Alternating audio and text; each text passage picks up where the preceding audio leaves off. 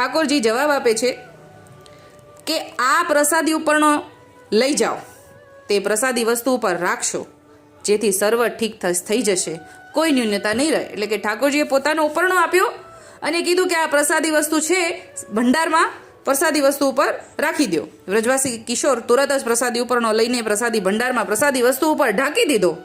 આથી પદ્મસિંહ પારેખ તથા માવદાસને અતિ શાંતિ થઈ, કેમ કે પદ્મસિંહ પારેખને તો ચિંતા થઈ ગઈ. તેને થોડી વાર તો આટલું બધું જૂથનું સમાધાનની તો તૈયારી નથી. જીવને ચિંતા થાય, પણ ઠાકોરજી છે ત્યાં ચિંતા કરવાની વાત જ શી છે એ બતાવે છે કે ઠાકોરજી ઉપરનો આપ્યો ને ઢાંકી દેવાનું કીધું. પછી તો પદ્મસિંહ પારેખને શાંતિ થઈ ગઈ કે હવે કાંઈ ચિંતા નથી.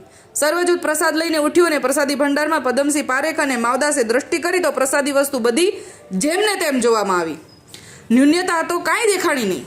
આથી પરમાનંદમાં આવી ગયા અને દોડીને રાજના ચરણમાં પડીને ગદગદ કંઠે વિનંતી કરી, પ્રભુ આપ તો દીનદયાળ